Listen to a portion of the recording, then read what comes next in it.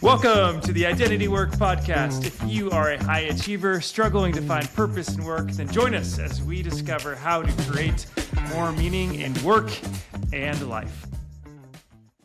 Welcome to today's episode of the Identity Work Podcast. Adam and I are joined by a special guest, Brendon Marks. He is a super fan, so we're excited to talk about that. And on a more serious note, we're going to talk a little bit about how hard things in life impact work, and Brendon will unpack his story. But Brendon, it is good to see you today. You're calling in from San Diego, California. Is that right? Correct. 75 and sunny. No, it's actually nighttime. But yes, it was beautiful today. Thanks for having me. This is great. Love it. And what's one fun travel tip for any of our listeners coming to San Diego? Man, it's not as warm as you think it is. It's not like a beach, like you're not going to the Bahamas. So it's going to be cooler. Bring a sweatshirt. That's the travel tip. Okay. Love it. Well, good. So introduce you a little bit, Brendon. Brendon, you are the CEO of Capture H2O, customized water treatment for cooling and heating systems focused on water conservation and serving some big name clients such as Pepsi and Google. We can unpack that a little bit more. But I got to know Brendon some at SMU, and then actually we grew close kind of immediately following graduation, and interesting, what we call a non-linear career journey, which we'll unpack a little bit, starting your career in wealth management, pivoting to commercial real estate. And now you've been CEO, boss man for the past 5 years. Fun fact about Brendon is when I was dating my now wife, Lexi, Lexi had just finished the GMAT, got a good enough score that she wasn't going to take the test again. And she's like, you know what I really want to do is I want to burn my GMAT books. And being the great boyfriend that I was like, I want to make that happen for you. And at the time, I didn't know anybody that had a home except for Brendon Marks. And so I was like, Brendon, this is kind of weird. You have a fire pit. Could I come over with my wife and just burn some GMAT books? And so I did that, but then I burned like a massive patch of grass in your yard, and I felt so bad. Do you remember that? Honestly, I don't remember the burn in the Okay. grass. I just remember the story, and I thought it was awesome. So yeah, I thanks. only remember the good things. That's awesome. Good. I might be married today in part because of your generosity in hosting us. Man, happy to do it. That's so great. And Brendon, I want to talk with you because you are a super fan. And Proud. I mentioned I was talking to one of our mutual friends about this, and it's like, oh, Brendon likes it. He's not just giving you guys empty compliments. Like, he actually likes the podcast. And I was like, really? Like, I want to know more. So, first of all, thank you for your encouragement. It keeps us going.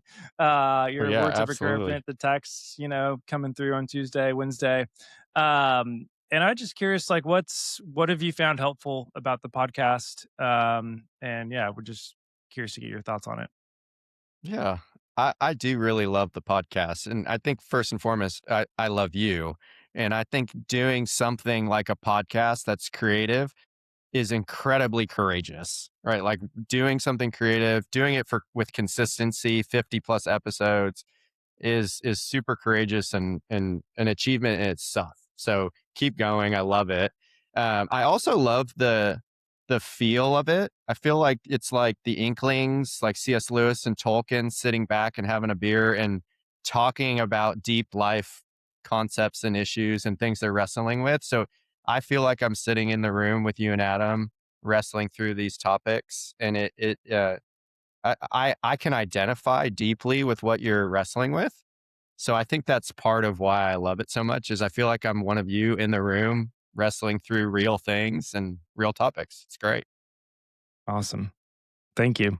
Happy to have you in the room for real this time. Yes. Yeah. This is pretty fun. Thank you for having me, and thank you for continuing to do it. It's been fun. Thanks for that, Brendon. And curious too, if you have any advice for us as a super fan, and what type of content are you wanting more of? And yeah, any and all advice. Oh, okay.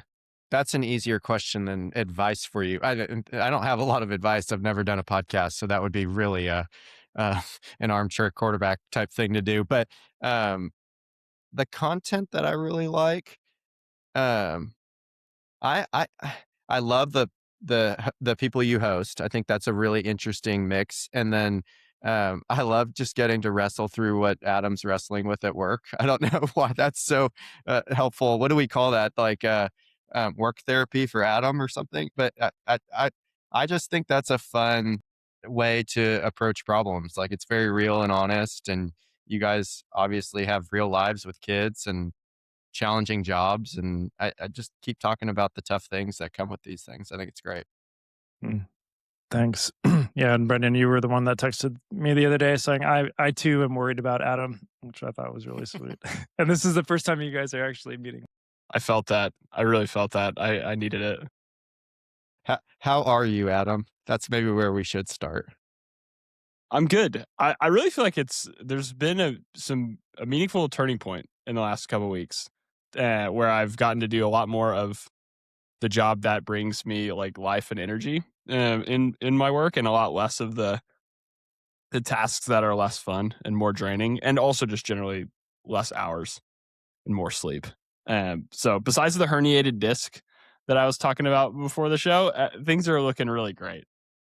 That's good. Isn't it amazing how just getting a good night's sleep helps like Game tremendously? changer. Absolute game Game changer. changer. Yeah. Yeah, I agree. I Maybe your agree. boss has been listening and and has gotten the memo.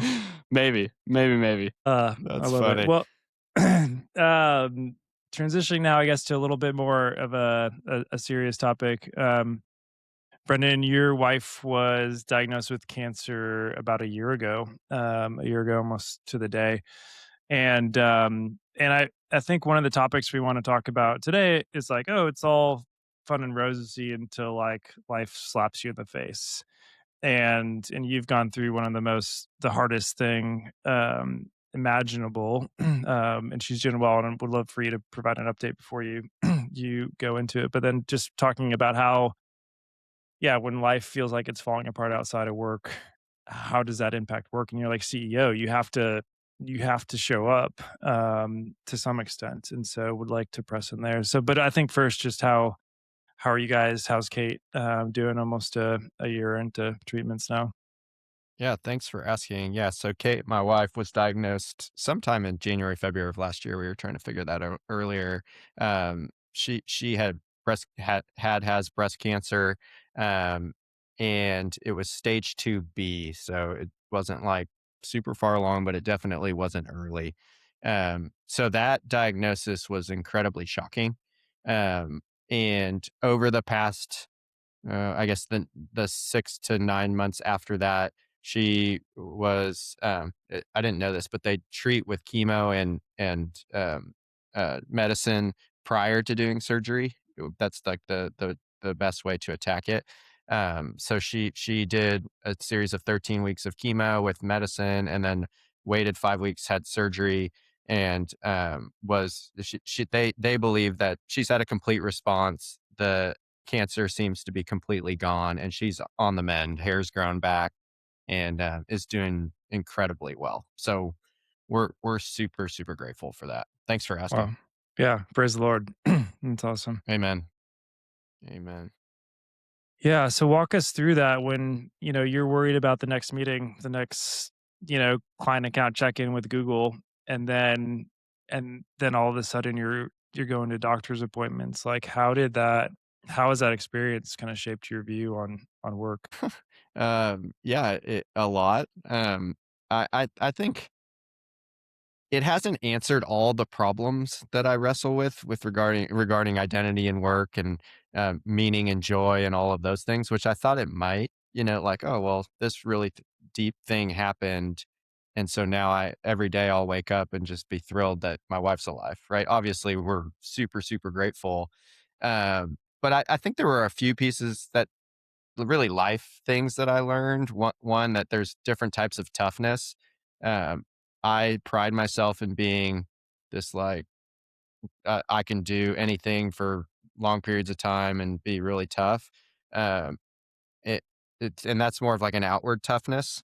My wife is very inwardly tough, And so she was able to just mentally stay positive and grind through probably one of the more challenging things you can face in today's day and age. So, and I lost my fizzle like 4 weeks in, right? Like she just had this incredible mindset all the way through, and obviously we had incredible support from friends and family, so I was super grateful for that. But that was something that was startling for me. Was just like, wow, my wife is way tougher than I am from a mental standpoint. So that was interesting. I also, prior to her cancer, work related, and maybe Adam, this would be interesting for us to wrestle with a little bit. But I had spent pretty much since I was 22 trying to find the perfect formula, right? Like I'm going to get up at this time. I'm going to do these things to get ready. I'm going to crush it at work between these hours. I'm going to eat this for lunch. I'm going to work out at these times. And Kate's cancer treatment really threw that on its head, right? And I am I am of the belief now that there isn't a perfect formula, and pursuing a perfect formula for work is a fool's errand. And yes, we need to have some guidelines and structure to how we approach our work and life, but that can change a lot. And there's no shame in changing it. And like needs change, our personal needs and boundaries and limits change. Our wives' needs change and limits change. Our families do. Our coworkers, like needs and limits change all the time. Why would we try and just jam every phase of life into a formula? That was probably the biggest thing for me. So I just approach the week and the month and the quarter differently than I did prior, Hmm. if that makes sense. Yeah. What does that what does that look like now? I got a sense of the before times, like it seemed very structured and regimented. What is a no schedule? How does that person become a no schedule or a less scheduled person? And I don't know, like what does a Let day look let like? less scheduled is a much better. I'm still very neurotic. Like I measure all of my time in a spreadsheet and review it every quarter. I just have a lot more grace for when things don't go to plan now. So, and I review that formula every quarter. So it doesn't need to be the same all the time. And I don't expect some formula to bring joy and peace every day. I just know it's not coming, and I'm okay with that. Some days I'm not okay with it. Like everybody has bad days, right? But there's a guy, Alex Hormozy, that like dumb entrepreneurs like me follow, and he has this concept of like 10% of days are good days, 10% of days are bad days, and then 80% are just blah. And I'm like, yeah, that actually makes sense. That riddles for me, so I'm gonna go with it. And so I guess I just approach the day more uh, okay with that now than I did before. Does that make sense? Yeah, definitely. Man, you track every hour in a spreadsheet. Yeah, maybe we just I want to see that. I feel pause like and we should, yeah, really go deep on that. I want to know what the spreadsheet is. I feel like how we do you need to do screen that? share it. You Yeah, gotta use you a type it tool in Excel. I That's do type it crazy. in Excel. I just Every track it on day. my Google Calendar. No, I Oh, on okay. Saturday mornings I look at my calendar and then I type in hours based on that. Yeah. and what are like the How 4 main. granular are we talking here? Like, do you count like I checked Instagram for 7 minutes in the morning or big No. buckets?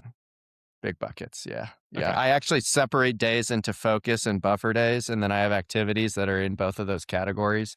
And if they fit into those categories, they all fit into a category. And then there's an other in both of them.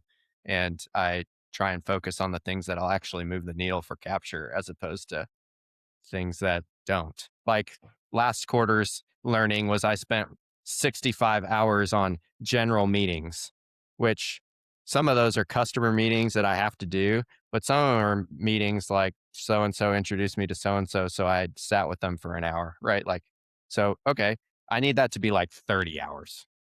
And then I can do something with the other 35.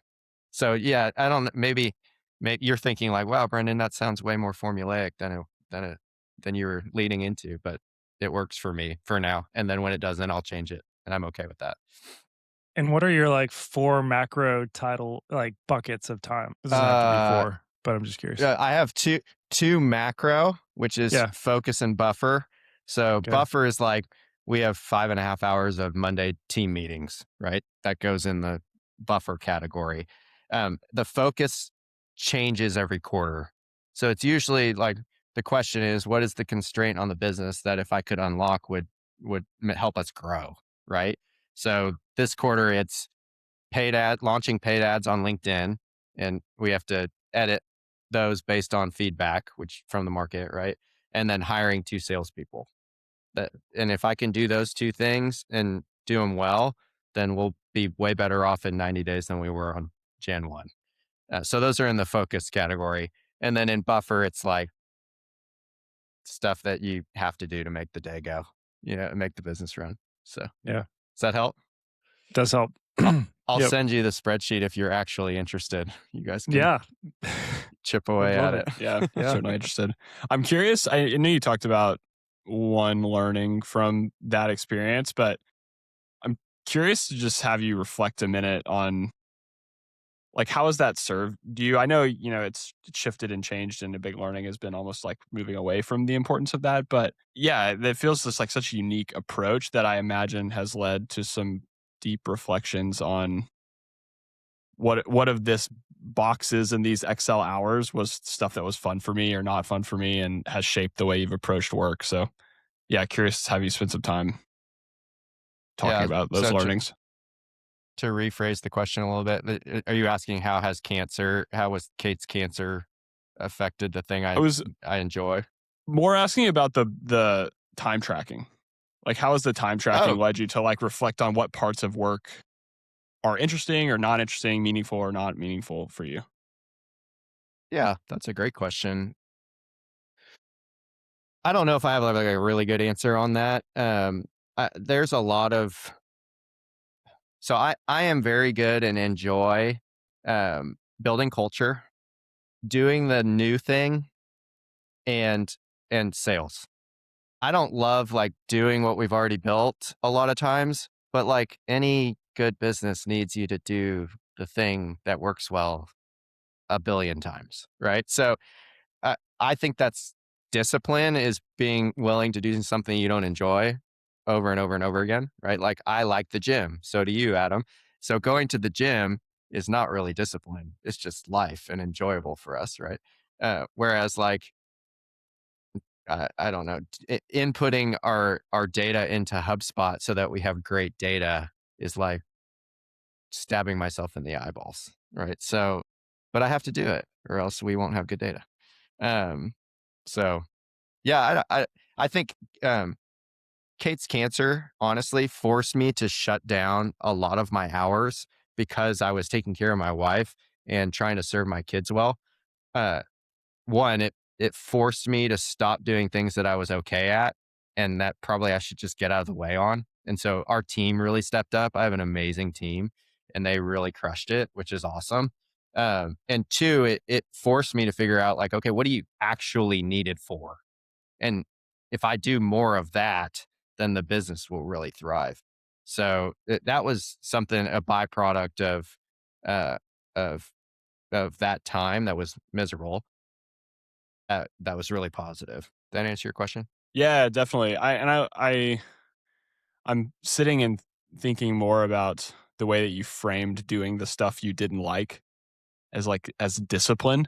And I like that framing. It feels like it kind of feels like a happy medium between like I hate this and I'm complaining and like grunting through it, but not all the way to saying this like happy rosy like like I found joy in the moments of entering HubSpot by like reflecting on how amazing the data was going to be. It's like like I ate my vegetables and we did it and like I refined my ability to like persevere, almost like flipped it Yeah, on its head and made some positive in the like gritty nastiness of doing stuff you didn't like. So I'm glad that was discipline. I'm encouraging. thinking about that. Yeah. There's an Brandon, ex- Go ahead.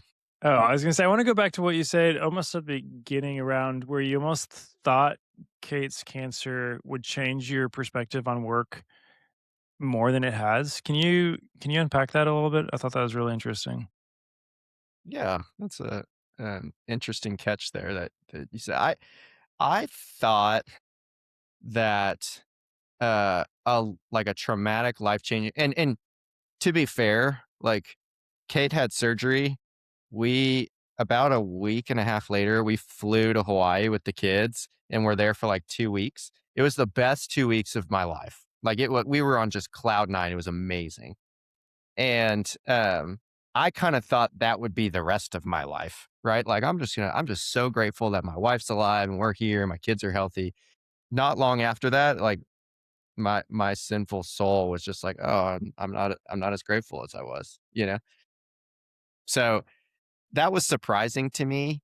Uh, yeah, I think that unfortunately 80% of the days are just kind of just got to do what you got to do, right? And the part that I go back to is that there's a lot of people depending on me to do good work, right? And that fires me up. And I think I've heard that from you, Stephen, and from you, Adam, where it's just like, even though this is a grind, we just have to do more of it because everyone's depending on us to do a good job on it. And that's really helped. I want to press into that a bit more in the framing of being a CEO. Um, Okay. the the the pressure of that of being like the top of the chain. I'm curious for you to reflect on that pressure. I also have this hypothesis that I've never gotten to test, but you get to test every day. That like a huge portion of what I don't like about a job is having a boss. My boss is really great, but just like the fact that I am not in complete control of what I prioritize and spend my time on, and is like I just kind of have this sneaky suspicion if that was not true would unlock a lot of like freedom and meaning in work. And you are getting to live that experience. Is that true? Is not having a boss very meaningful? Uh, yeah, it's a major plus. It's a huge plus. I think that and everything you do, like actually matters, right? Like I don't wake up and think like, oh, I'll just do stuff that doesn't matter. Like I just don't do that stuff and try and avoid it like the plague. But there's with every benefit, there's costs, right? And the I think the entrepreneur's paradox, which being an entrepreneur is like the most refining activity you can possibly do on planet Earth at this time, in my opinion, because everything I do costs me something time, energy, whatever it is. And I have no idea if it'll work. Right. That part is the piece that's and when you talk about pressure, like I really need this to work. It means a lot to me. I wrestle with that as my identity. Like if this doesn't work, who does that say about what does that say about me? Right. And then I've got people who work for me that depend on it. Right. So there's a lot of pressure associated with that. And I feel it every day and I wrestle with that. But it's meaningful work because it matters instead of like filling out your TPS reports. Not that that's what you guys do at all. But Stephen, do you feel that way at all? Like it's really up to me, and I'm not sure it's going to work. Yeah. Yeah, I feel that pressure. And there's kind of that like that voice in my head of what else should I be doing? What else should I be doing? Kind of deal. And so I think the trade-off is yes, it's a huge blessing to be your own boss and like yeah, I'm so grateful and then the flip side of it that I personally have a lot is like yeah, there's no you can have advisory board and all the things, but coaches and but there's always that little voice and you're like, what else should I be doing? Because the buck does stop with you. So yeah. Gosh, so true. And I know this for you too as well. Like I want to crush all the roles. I don't want to just be a good entrepreneur, right? I want to be a good father. I want to be a good husband. I want to be a good son, a good brother, a good friend, a good coworker, a good boss. Like I want to crush them all. And yet I do not feel like I have what it takes to do all those well on most days. And so it's like, which costs do I incur and that's really challenging. But I think it'd be really hard to go back to having a boss at the same time. I feel like it's a one-way door from what Uh, I I understand. hope I sure hope so. How's that? I sure hope so. And speaking of being a That's boss, Brendan, you talked about culture being a passion of like where you like spending your time getting energy. Like, yeah. how have you maybe incorporated principles from this podcast, but like thought about like how do I create a meaningful work environment for my team members? Yeah. Yeah, tell us a little bit about your company culture and kind of what you've done to create that fertile soil for your colleagues. Yeah, and there's probably some things that we do not great too, right? And we hear about those things and we try and adjust based on that. But you guys have talked a lot about autonomy, and I think we do a really good job of that, right? Where it's just like if this is in your role, if this is in your box, in your lane, people aren't going to ask you about it. Just make sure it happens and gets done really well. We have scorecards to make sure that you're doing a good job, that our customers are taken care of. Um, but if the scorecards look good, like keep going, And I think the team really loves that. One thing that the team had before I got there, which I really enjoyed, is like we just have no drama. It's like okay, what's the problem? What are our possible solutions? What has the highest probability of success? Okay, let's do that move. It's like I just love it. It's so fun. So yeah, we have a special team. I when I bought the business in 2020, I thought the team piece and the operations piece would be the challenging part. Once we got one piece in the operations seat, and he's a stud, and he's taking that and run with it. The service side we crush. The team is great. It's the sales part that's hard. And I was like, I know sales. This should be easy. But every business has its constraint, and that's been ours. So it's been a great experience. Oh, and did you buy the business in COVID, before COVID? Was that crazy? Yeah, June 30, 2020. Wow. Yeah, I think that was probably dumb on my part, but I didn't know any better. So this is the naivete of an entrepreneur. Is like it's all roses, and then you get in it, and you're like, wow. But then the market will tell you, right? That's why it's the greatest feedback mechanism in the world. It's like, okay, I obviously the market doesn't like what I'm putting out there, so we need to change, and that's a really good way to learn. I mean, it's awesome. How did you make Do that decision to go buy a business? I feel like it's like a super attractive thing that people talk about doing a lot, but curious the giving up Yeah, of maybe even stability. yeah, Yeah. talk to high level like career pivots, even like starting out in wealth management, and it was more more sales, and then how did you decide to like why that wasn't fulfilling, and you wanted to move on, and all the things. Adam wants to buy a business. I can't wait. This is going to be so fun. This is great. Yeah. So I worked at a long only money management firm. So this is right out of college. Uh, Stan Stevenson introduced me to my boss, Craig Hodges and Clark Hodges, and they took a long shot on a 22-year-old idiot, and I was so grateful for it. And I was in sales, so raising capital for the firm, and we specialized in small cap, which isn't that small. It's like at the time it was 4 billion in market cap or below. But the thesis was in this space, if you did research, you could add value because nobody else did research on these tiny businesses. And it worked. I mean, they absolutely murdered it. So it made my job pretty easy to raise capital because they had good performance. But that thesis of the smaller the business gets, the more value you can add, I really took that to heart. And so I left in 2017 to work with my dad at our family real estate company. And I told him when I left, hey, real estate's interesting and I really want to work with you. But what I really want to do is buy a business. Would you be open to that as a diversification play? And he said, sure. I searched for a business that was sub 5 million in market cap, thinking like if we could add value at 200 million, then we really can add value at 5 million, right? And there's probably some flaws in that thinking, but we can go over that at a different time. But so I set up a sales funnel like I had learned at Hodges, and just called on brokers for 3 years.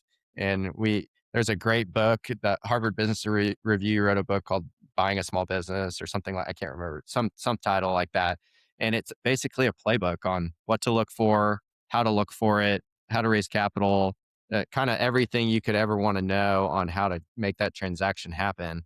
And I ended up meeting John Rowan through a broker who's my partner at Capture in early 2020. It's a recurring service business. It has a meaningful impact. A big part of what I wanted to do, not in finance, was finance was like moving numbers on a page, and I wanted to do something I could touch, right? So that seems like a really um, stark difference, but it was something that was important to me.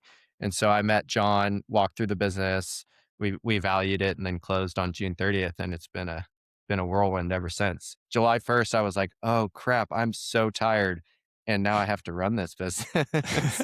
uh, but it's been a great experience and really enjoyed it. So Great. I think, you know, taking a step back now, if you're kind of speaking at SMU or even kind of giving advice to us in our, midlife crisis, mid 30s, like what career, and maybe those are two different audiences, not entirely fair. Maybe you just stick with like the more recent grads. You're giving a talk at SMU. You were Brendan's also a former D1 athlete, played on SMU's football team. oh, no, Um, I didn't play at you SMU. didn't? Just No, solely? I Okay. just solely. I wish I Okay. were that good. I thought you I walked didn't on. play. Oh. No, no, Okay. did Sorry to not. build up your ego. Or It's I don't know. okay. It's all good. Um, okay. Say you're giving a talk at SMU, you're giving advice to young people in their career, kind of giving your where you've been, I think both with your personal story and then career journey. What are some things you're telling young college graduates these days? That's a great question. Um, I don't talk to a lot of young college grads very often. I guess what I would say is that, Or your boys, you know? Like yeah, what are you telling your what I'm going to sons? tell my kids Yeah. when they graduate. Yeah. They're like, I "Dad, what think, should I do?" Yeah. yeah, I think just do anything that you can build skills with, right? Like, I think we were told this in our 20s, like build skills in your 20s and make money in your 40s or whatever. But like the skill building is such an important piece that I didn't fully understand until I became a leader of a business, where it's like these skills that we learn in our, even back to like working at a meat department at 16, right? Like these skills stack, and every little piece of knowledge is relatable. And so if you're just gobbling up skills, knowledge, and really pursuing an interest in however and whatever you're doing works, that's the important piece. The pay will follow, that kind of stuff. And I don't think I've figured out the whole meaning piece. Like that's why I think I love your podcast so much. Like I wake up some days and I'm like, I don't want to do this. So the whole like pursue your passion thing, I'm like, I don't know. Maybe you won't be able to do what you're passionate about because you suck and you don't know what you're doing. So go learn some skills, and then maybe you can do something that you're passionate about. Uh, so what would you say? I mean, I think like tapping into areas like I think like mixing skills and strengths is important. Like I loved how you were very clear. You're like, I'm really good at sales, culture building, and then I forget the other thing you said, but it's like you know what you're good at, and like you're trying to focus on what you're good at. And I think there's a lot of times we think about like what are my weaknesses and what do I need to do to like fill those. And I think yes, and also like how can we keep pressing into our strengths and keep pressing into our strengths and then building skills upon those. um yeah, I guess other advice I would give, I think like thinking about who you do work with, like the team and community is really like your boss, to Adam's point, is going to have the biggest impact on your day-to-day happiness, and also probably what skills you're developing. So to the extent, the job market's really tough, for people graduating right now, but to the extent you're able to be intentional about choosing someone who's going to mentor you, it would be like another big thing I would say. Yeah, I agree with that. That's super good. That's super good. Yeah. Yeah, I love both those things. I look back and I think the thing that I really missed in as I graduated was how long careers are. I think that would be the thing that I would try to emphasize is I had this expectation that like, yeah, my first job wouldn't be perfect, but probably my third job would be. And, it would be like I'm performing at a super high level and everything feels amazing and roses. And I think skill building takes a lot longer than one job for 2 years. And seeing things over periods of decades, hard advice for a 22-year-old to receive. If I went back and told myself that, I think I probably would have been like, okay, old man, like chill. But I think that is the advice I would try to give. It's just like be patient, let things play out, build skills over long periods of time, and hard work pays off. I love that. Yeah. I'd say too, Stephen, like, there's no dream job probably is what the other thing, because I think Yeah, we're all it's a trying good to one. figure out what's the dream job, and I would just say, like, assume there's no dream job. Like, maybe for a half of a percent of you, like, you will, but for the most of us, there's not just, like, one job that's gonna fulfill you or that you're supposed to find. would you flip that a little, or maybe alter that statement a little bit and say like I think I have my dream job, Okay. but even dream jobs are still like 10% good, 80% average, and 10% bad, right? Like Yeah. maybe That's a maybe good point. that's the reframe is like Yeah. change what you think a dream job looks like, because it's not what you think it is. You don't wake up Yeah. like, woo, let's do this every day. That's just not reality. But maybe you've interviewed somebody who's different. Like I just No. No, I'm I just think not that that checks guy. out. I think that Yeah, definitely I think checks that out. I also think there's a lot of dream job that's a lot more about your own inner work that you've done over a decade that's sort of come to accept the fact that 80% of your days are blah and 10% are bad and that can still be a dream job. Yeah, I think it's a combination of acceptance and becoming the person who's able to accept it. Do you guys challenge this concept? I think I have come to believe that a dream job or a job we enjoy has a lot to do with being good at it. And I think that that can come in different forms. So, like, I have gotten better at being good at dealing with stress, or taking taking lumps that haven't come well, or uh, um, doing things that nobody else has tried before, and so it's challenging in that I'm doing something new. Do you think that's part of the joy piece, or the enjoyment piece is just like recognizing it for what it is and then being good at that role? I agree. And I think that's kinda tied to what I was saying at strengths. So, like, if you're doing jobs aligned with your strengths, chances are, like, you're gonna be good at it. So, um, but sometimes too, it takes a lot of, like, blood, sweat, and tears. I go back to the sports analogy. Like, you're gonna spend a lot of time on the practice field, in order to get good. And so sometimes we just want to be that overnight success. Yeah, So I would say it is awesome to be good at it. But then it's a journey to be good at it. 100%. Yeah, that's a good thought. Yeah, I think there's part of being good at it too that is an opening of doors to the stuff that is cool. Cal Newport, I don't know if you've read any of his books, Brendan. I think you would like him if you haven't. But yeah, I love Cal But Newport. he talks a lot about meaningful jobs are rare and they don't give them out like for free. Rare jobs are rare because a lot of people want to do them, and the way you get to do them is if you're good at the thing. And so you need to go be good at the thing so that you get to do the rare job that is going to feel important and meaningful. And so I think that's as much a part of it as just the day to day of feeling like I'm able to accomplish the tasks in front of me. That's so true.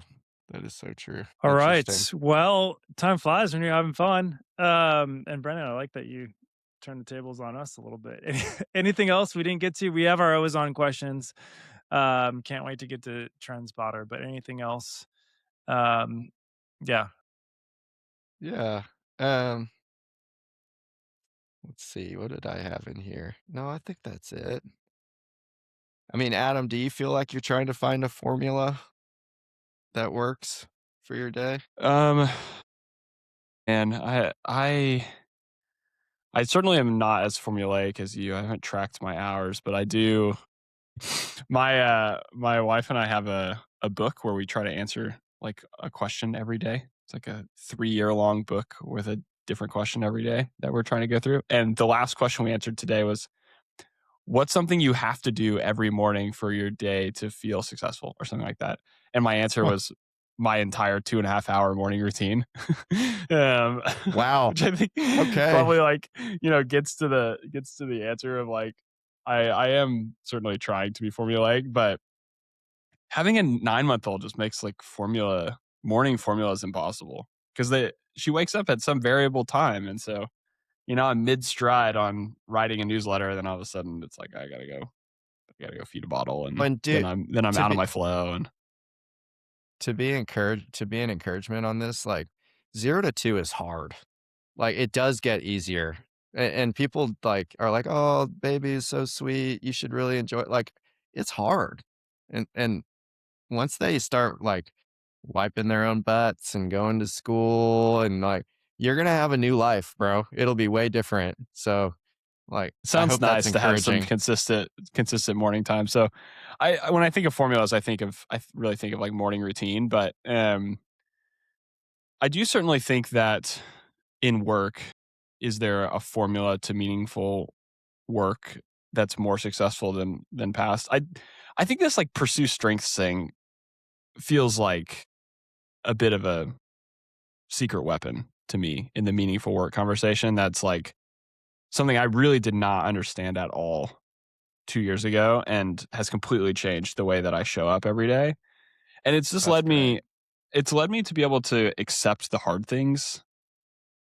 Really like the like theme of this conversation, everything you've come back to is like 80% of your days are and that's still a dream job. It's like that's the theme. I don't know how I'm gonna title that in the podcast, but I think that's basically the title of this episode of the podcast is like 80% of days are meh. Um Gosh, and what a thing to be known for. Great. Yeah, no, it's gonna I be think it's great with Brendon beautiful. texting this to all his friends. I think it's beautiful because it's like so true. And if you don't accept that that's like part of life and that it can still exist in the midst of a dream job, I think you are just always striving after something that is never going to exist. And that framing has totally changed my feeling of connection. Like I've said, like I have a bad day and it's more like, oh, I learned something today. That was interesting. I learned some perseverance. That was good. And like tomorrow will probably be better. And I get less in this like massive spike and valley rhythm of feeling like I'm gonna quit. I love it. I'm gonna quit. I love it. That I used to have in previous jobs when I was having good and bad days. So if I had a That's formula, awesome. it would be the strengths conversation we've been having. Yeah, that makes sense. My wife always tells me not to awfulize it. So like Mm, I do the same thing. I'm like, bad day, worst. This is going to be my life forever. And she's like, no, that's not true. Like, I bet tomorrow will Awfulize be it. different. So don't awfulize it. So that's good. I think that's awesome. That was good. My formula, Brendan, is strengths plus community plus balance. Um, that's my working formula. Do you like it? I like it. There was something that I thought about for this podcast that I didn't mention. If you ever watch Navy SEALs, which I don't watch them very often, but they have a super interesting approach to life, and it's like when they're on, it's like 35 minutes or an hour and a half or whatever the mission is. Like they're on, right? Like in and out killers. When they're off, they are like taking their spot. It's like they sleep when they can sleep, they eat when they can eat. They just know how to take whatever advantage is given to them. And I've really tried to apply that. Like if I've got 7 minutes to close my eyes, I'm gonna do it. Or like what do I need to take my spot there? Um that and do the splashy thing with my kids or the splashy thing with my employees or like make make every moment count and then get what you need. Like, I just think so the balance pieces are really interesting. It's very hard to, very, very hard to do. Yeah. But it's good. Yeah. How do you watch Navy SEALs? I'm just like, that Just sounds fun. buddy, like I guess I don't watch them. I hear their You hear their experiences, or stories. Yeah. No, yeah, I that's hear their story. that is a good takeaway. Okay, trend spotter. I'm gonna lead you on one of them, and then you can answer it. But I'm curious: are the LinkedIn ads working? Do LinkedIn? I actually think they're like a secret weapon. Just because of like the micro targeting and how everyone has LinkedIn updated because everyone wants the next job. Yeah. But I'm curious. I haven't thrown real money behind it. And I think it obviously depends on the client. But or the industry and all the things. But what's your hot take? Do LinkedIn ads work? Yeah, they work. Are they working great for us? Not yet. I mean, we've been running them I think the part about paid ads is like, and this is the advice that it's been given to me, is like the first 3 to 6 months, just assume you're lighting money on fire. Like it's pure experimentation. And the feedback we've gotten from the market so far is that my face, no bueno, customer face, big win. And so like, if I can get customers to do testimonials, it's like 20x as effective as me doing a funny ad, which my That's ads are really humbling. funny. So yeah, it's super, super humbling. But yeah, I think paid ads are really effective, and I'll be interested to see. So we target corporate sustainability and executives, and then we also target like the facilities management, chief engineers, the people. So it's like people way above and people like on the ground, right? And so I'm curious to see if the other channels do better with the people on the ground, like the Instagrams and the TikToks. But we want to do well in this avenue on this platform first, and then we'll head off elsewhere. But marketing's a beast, man. It's a challenging thing, but if you can make it work, it's so valuable. So Good. Any other trends you want to bring up? Because I brought that one up. sure. You guys want to talk Anything about else? cooling? You want to talk about cooling and heating? Um, Let's I do think it. the most interesting trend in my world. So we do cooling and heating, water treatment. We're focused on protecting equipment and saving water, energy, and chemical. Right. So the data center space is like the space, like and the only water that's consumed in a data center is cooling. Like that's it. So there's an interesting trend where probably the last 2 years you see these big names like Microsoft and so on and so forth. They say they're going to go completely air cooled, meaning like all of their cooling systems aren't going to use any water. The air cooled systems are 20 to 40% more energy intensive, but they don't use any water, right?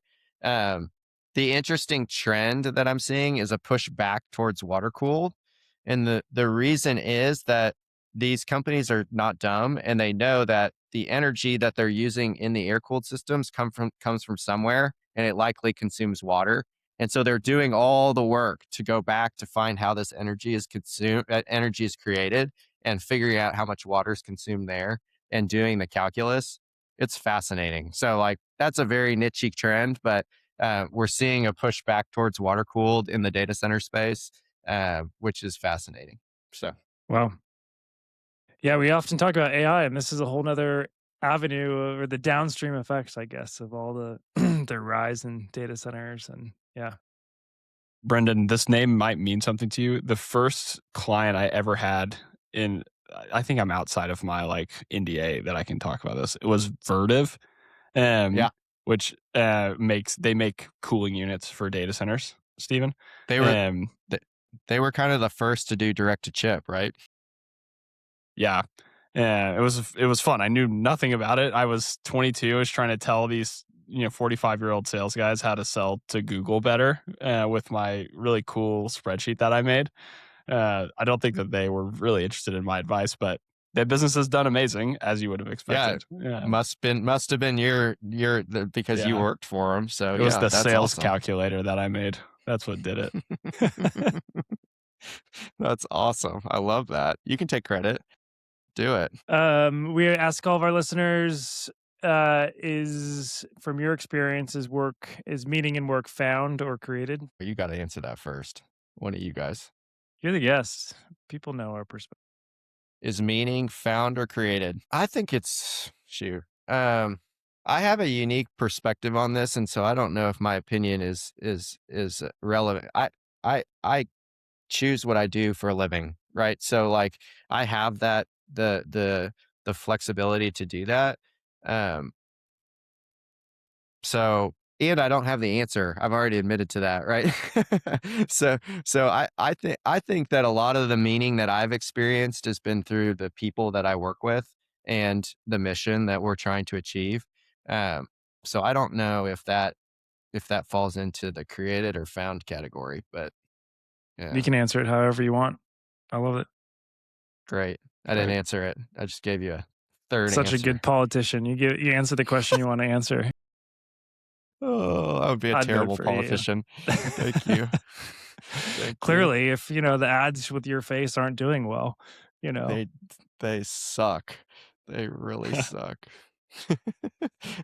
That's funny. What's the one thing you want our listeners thinking about as they finish their commute home, or are out walking this weekend, and take a moment to journal and reflect? Yeah. I think the thing I've loved about your podcast so much is that I feel known, like because you talk about the topics that I wrestle with. And so they're probably feeling the same way. Like, man, today was a tough day. We'll put that in the 10%, I think people assume that everybody else is just murdering it on every level. And, I just hope they know that's not true. Like we're all striving for that. We would love that to be the case, but, you're not alone, I guess is how I would put it. And, there's still joy in the midst of that, right? Like, I think that's the beauty of it all. So Good. It's good. How can our listeners follow you? Obviously on LinkedIn, yes, Capture H2O. How can we stay in you can touch? follow us. You guys aren't doing TrendSpotter. Yeah, Capture H2O on LinkedIn or Instagram or any of those. We would love you to follow us. We try and produce content that's interesting, even if you're not in the space.